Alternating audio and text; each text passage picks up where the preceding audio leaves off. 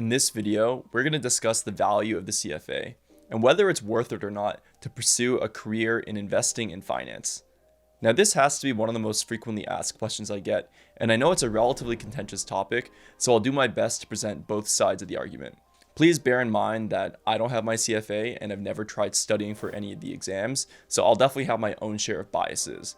But when I was looking online for a lot of reasonable information, I definitely saw a lot of articles written by test prep websites, and for some reason I don't think that's the most trustworthy source.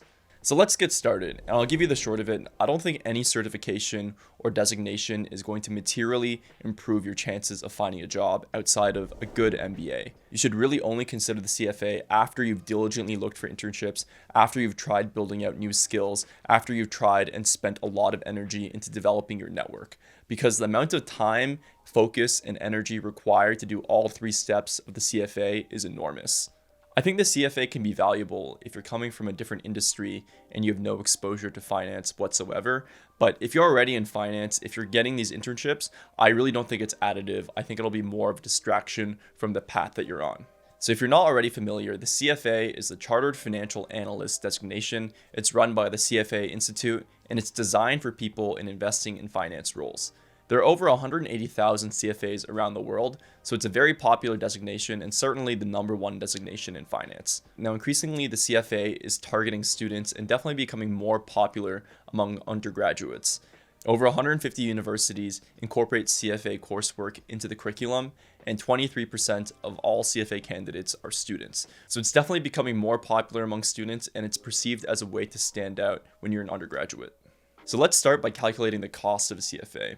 And like most things in life, you can really break it into money and time. So there are three components to what you need to pay to get your CFA. The first is enrollment. That's a flat fee of $450 that you just pay once. Then you have to register for each of the three exams. Now, the registration fee depends on if you're early, late, or right on time, and the average fee you'll have to pay is $1,000 per exam. Now, where it gets tricky is that the prep for the CFA exams is an industry in itself. Just like the GMAT or the MCAT or the LSAT, these institutions make a lot of their money off the certification, providing these educational materials in which they train you and give you the required knowledge. Most estimates for prep resources that I saw span between $500 and $1,500 per exam. So all in, I think you can expect to pay about $6,500, assuming that you pass every exam on your first try. So one cruel thing to note is that the CFA pass rate is extremely low, between 40 and 55% for each of the exams. So even if you pay for the fees, buy the resources, put the time in, there's still a pretty high chance that you're not going to pass on your first try. If you account for the fail rate, the amount of registration fees you might have to pay could easily double, bringing your total cost, including the fail rate, to be about $10,000. Now, I think what's the bigger pill to swallow is the amount of time that's recommended for you to study for each exam. They say that you should study for at least 300 hours for your CFA, bringing the total amount of time you spent towards these exams to about 1,000 hours. Now, if you think about 1,000 hours on top of your regular responsibilities or going to school, it really is an incredible amount of time.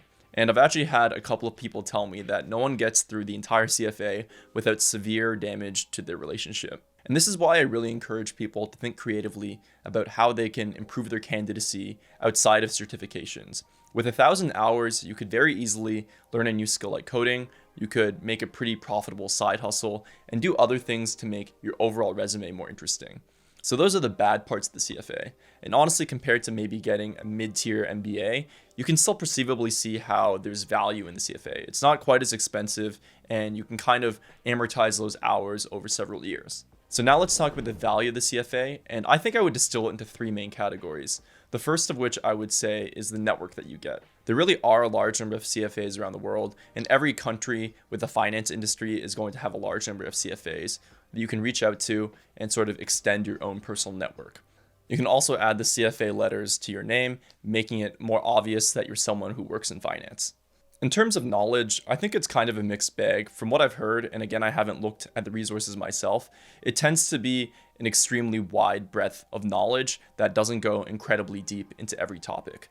And the way I've had it characterized to me is that you're learning a lot of the fundamentals in important categories like accounting, valuation, as well as derivatives that might make it resemble a finance undergrad or even a finance master's. I don't think you should expect for it to make you necessarily better at your job, but it can give you kind of a well-rounded, holistic understanding of finance. And the third factor, and potentially the most important one, is the idea that the CFA will give you access to better jobs. And I think this is a difficult thing to really try to understand because there's a lot of self-starters, motivated people who are still going to get the CFA, and they're already going to be exceptional candidates. So it's hard to understand if it's correlation or causation.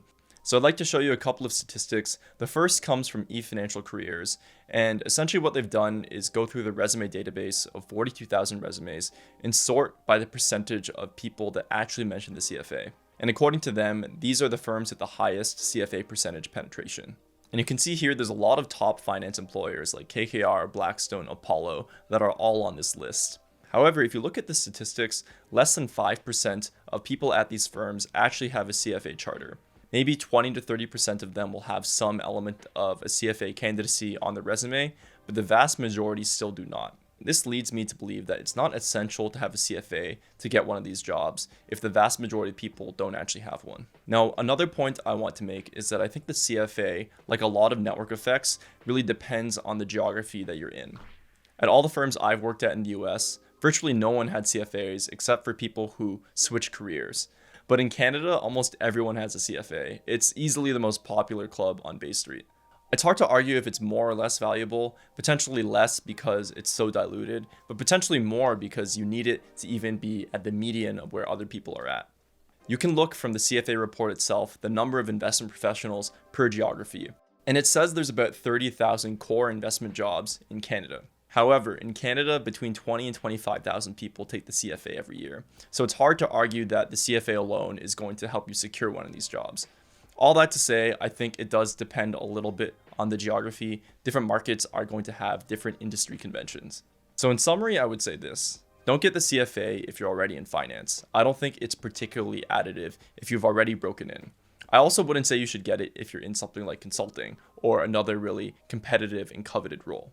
I would also think if there's anything else you could spend your time on that is exciting to you, something like a side hustle or a nonprofit or even an investing blog, in my opinion, they're all more valuable than a CFA. So I would recommend the CFA still, specifically if you're trying to switch industries and you want to make it clear that you like finance, or if you're a student who didn't have any luck turning out an internship. Those are the two use cases that I think still make the most amount of sense. So again, I want to repeat that this is just my opinion, having worked in banking and private equity, but I do not have my CFA, so I might have a slightly biased tone. If you'd like to learn more about finance careers and check out our other content, you can go to peakframeworks.com. Thanks for watching, please subscribe, and I'll see you in the next one.